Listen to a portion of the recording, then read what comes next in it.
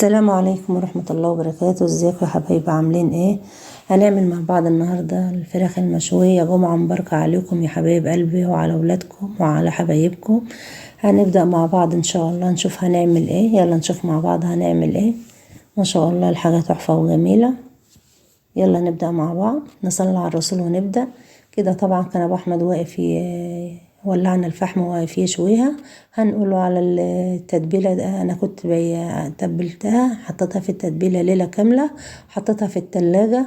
التتبيله عباره عن ايه؟ عباره عن بصل وتوم ومعلقه هريسه اللي احنا عاملينها مع بعض. ماشي يا حبايبي، وباربيكيو، والتوابل بقى زعتر، فلفل اسود، وملح، وسبع بهارات، وتوابل الفراخ ما شاء الله، والبابريكا. ما فيش اسهل من كده، والريحة والطعم روعة روعة. وانس هنا كان بيقول لكم ازيكم عاملين ايه. ما تنسوش اللايك والاشتراك يا حبايبنا. ما شاء الله الوصفة حلوة جدا، والتتبيلة روعة روعة.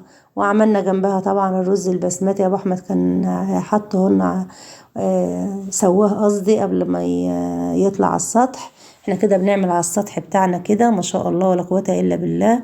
الريحة حلوة جدا، الريحة حلوة جدا يا حبايبي. ما شاء الله ولا قوة الا بالله. يلا يا حبايب قلبي، اللي ما عملش اشتراك يعمل، واللايك الجميل. وربنا يوفقنا جميعا يا رب، ربنا يوفقنا جميعا يا رب العالمين. اللهم صل وسلم وبارك على سيدنا محمد وعلى آله وأصحابه أجمعين. وبشكر حبايبي اللي بيعلقوا لي. ألف شكر يا حبايب قلبي، ربنا يوفقنا جميعا يا رب. ما شاء الله الريحة حلوة جدا، الريحة حلوة جدا يا حبايبي والله. حتى لو انت مش عايزة تشيليها ليلة كاملة، اعمليها تحطها في التتبيلة ساعتين 3، هتبقى حلوة معاكي برضه. ما شاء الله ولا قوة الا بالله.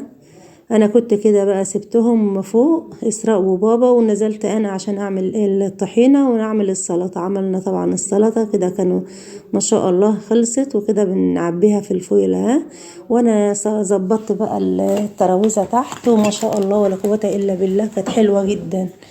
يلا يا حبايب قلبي، اللي ما عملش اشتراك يعمل، وما تنسوش اللايك الجميل. والاكل كان روعة روعة، وريحة الفراخ كانت حلوة جدا. وشوينا طبعا بصل وطماطم، ده بصل اهوت وطماطم.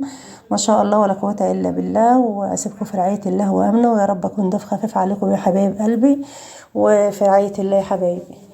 ما شاء الله ولا قوة الا بالله.